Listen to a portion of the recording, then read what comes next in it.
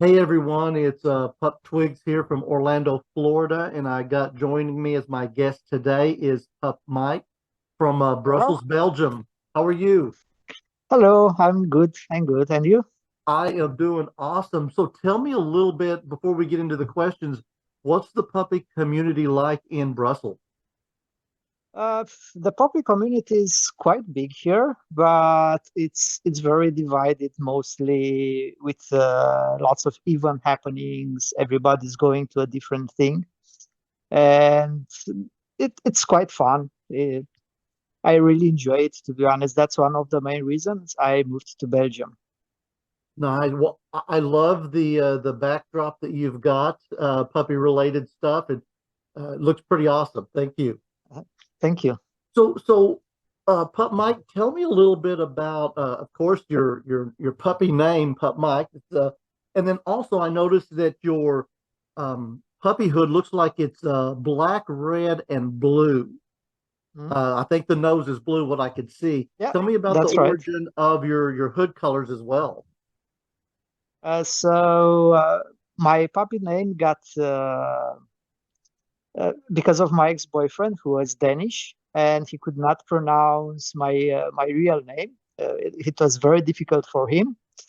And one of the days he just came with a hood home and he said, "Okay, you will wear this." He put me a collar and he said, "From now on, you're Mike." And that's the story. It's not very Hey, well, I think it's complicated. pretty awesome.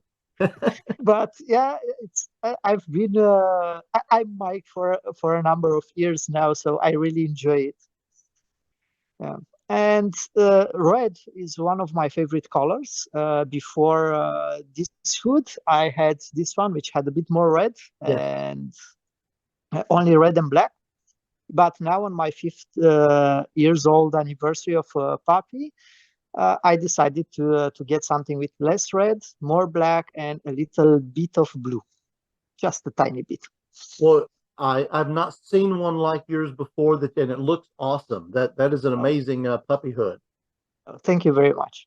So did you say that your fifth year anniversary of being in the pup community, Yeah, it was on 21st of May. 21st of May, so a little bit over 5 years. So what have you found being in the pup community? What has been the easiest part of it, and what has been the most difficult part? Uh, the easiest part was once I moved to Belgium, I could just be the puppy which I wanted to be. I can do it daily everywhere. Uh, and I think it's very easy and it's a very accepting community. The hardest thing is I started as a puppy in Romania, my home country. And there, even in the LGBTQ community, even there was a lot of hate towards puppies. So I think the first 1.5 year of my puppy experience in Romania was the most hardest one. Okay, all right. But the it sounds like it's night and day between the puppy community in Romania and the one in Brussels. Yeah, that's right. Big But difference. fortunately, the community in Romania starts to grow, and also there is less hate than when I left the country. Good, good. Well, if you could change one thing about the community, what do you think you would want to change? I would advocate for fostering a culture of inclusivity and empathy within the pub community, embracing diversity of identities and expressions while rejecting judgment and control, which is very important, can lead to a more understanding and harmonious environment. Because by prioritizing kindness over hate and collaboration over control, we can create a community where everybody feels valued and accepted. Oh man, I couldn't have said it any better. Yeah, we definitely need to be a more inclusive group where everyone is included.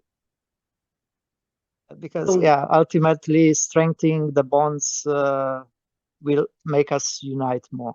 yeah. So, what advice would you give somebody brand new coming into the community? Oh, that's complicated. Ah, embarking on the journey of pup play is it's something very personal and unique. So, Hmm.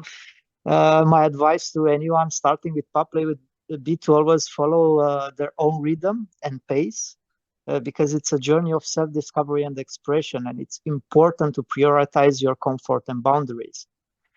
I don't think allowing anyone to rush or impose the rules upon a new pup is any good for their health.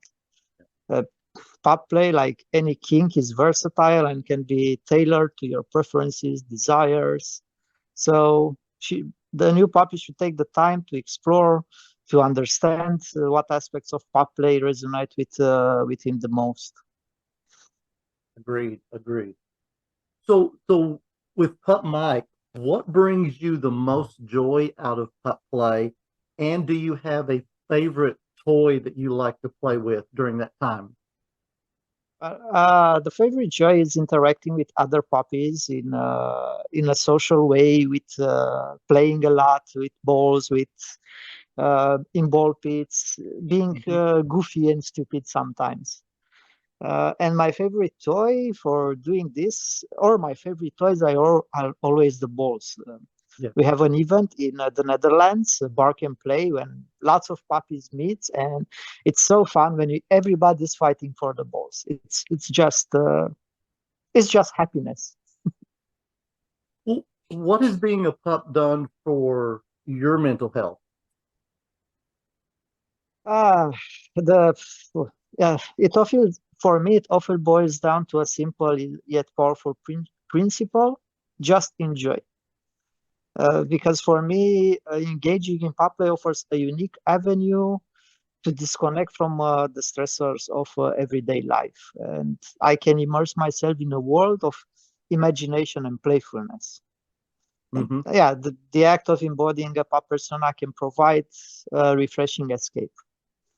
I think, yeah. Well, well, I know reading your background that you had sent me, you were also there in Belgium a therapist. Do you do a lot of sessions with pups?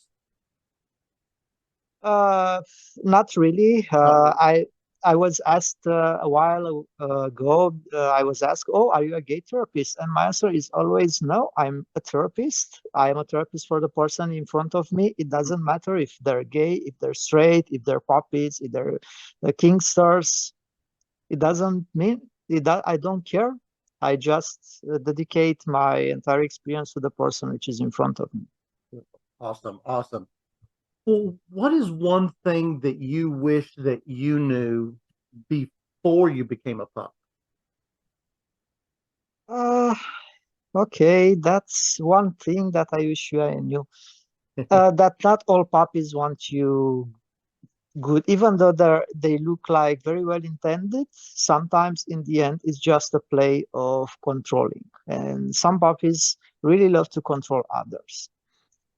This is something I would have loved to know before.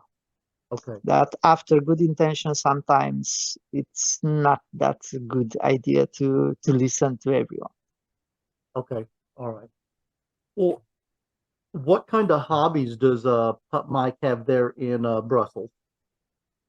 I'm a cyclist. I love road cycling, swimming, uh, going to karaoke, Xbox, a lot of Oh, games nice. lately, maybe a bit too many games. Uh, Going out with friends and being goofy, stupid, and yeah, that's about it. I Yeah, think my top three are biking, karaoke, and Xbox. well, hey, that I'm sure with not only your work life keeping you busy and stuff, but that also will keep you busy as well. Yeah, that's true. So, any pets for you? Do you have any pets? Unfortunately, in Belgium, I don't have any pets yet, but back in Romania, I have a dog and a cat. Dog. Oh, awesome, awesome. What are their names? The dog is called Alex, and the cat is called Whiskey. Nice. So, being in the pup community, we know there are some specific titles that you can identify with. Do you? As Pup Mike, do you identify as beta, omega, alpha, anything like that? Well, I started as a very submissive pup. I started mostly as an omega, and then slightly I grew to be a beta. But after the last year and really discovering myself, I could say that now I identify myself as an alpha, but not the kind of alpha that imposes himself. I just like to take care of my friends, to be sure everybody has a good time when we go out. Same when I organize something, I'm always taking note of how everybody's doing, just to be sure everybody feels comfortable and they are okay. Okay. Well, I know at the beginning you talked about, things happening in Belgium, that all the different events. Now, I do know that in 2022 you were EU puppy as a title holder. No, Uh, no, I wasn't. I wasn't you, Poppy. I competed for the European Pup contest, but I didn't get the title. oh, okay. I was Poppy Boots 2022. Okay. So 2022. you competed in it as well. Okay, Yeah. that's good. I'm glad we cleared that hmm up. What other events do you have going on there in uh, Brussels? In Brussels, for now, there aren't that many. There will be a few puppy socials where puppy just gather around and drink. We're also working for a really big event for the puppies, but I cannot give you many details for now. Okay. I hope it will either be in October or next year because the agenda is getting very, very busy. In December, there's also a puppy Christmas dinner organized by the Puppy Belgium 2023. So it's quite busy now. Well, it sounds like it. Well, I also looked at some of the information you had sent me, and you have a website called pupmike.com. Tell me a little bit about your website. I intend to build a website to be a resource for all the puppies out there. On the website, you can find a few information over the events that are happening next, over the events I'm organizing. You can also find one of the puppy guides I wrote. It's always subject to change, especially the online versions are very easy changeable.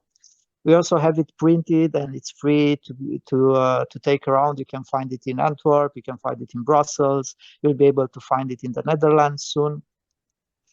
And we will also launch a mentorship program on the website with something called uh, Connect with a pup. So some pups with experience will be having public emails. So if someone needs to talk to someone who has some experience in the pup play community, can message them and talk. Well, I went through it this morning, and there is a lot of information there. It's a great website, so I'll Thank you. make sure that we get that posted as well.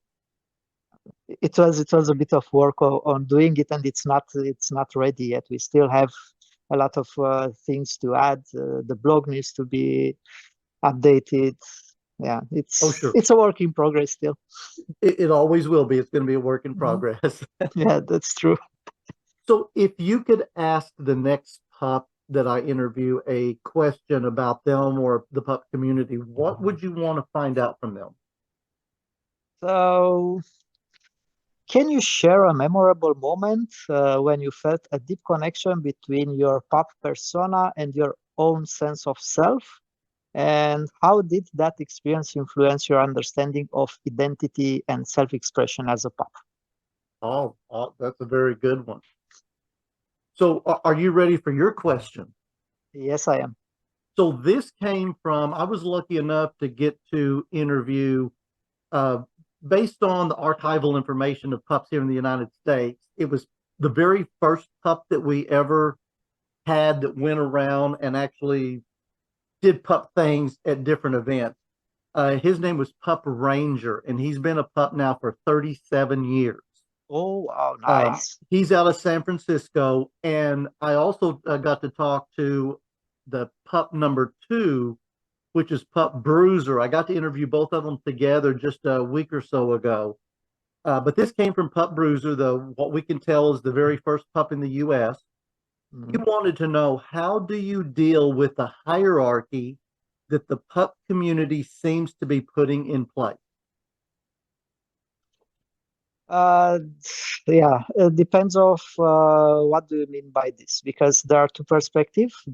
It's the hierarchy put in place by the title holders, or it's the hierarchy put in place by the community itself with alpha handlers and so on and so forth.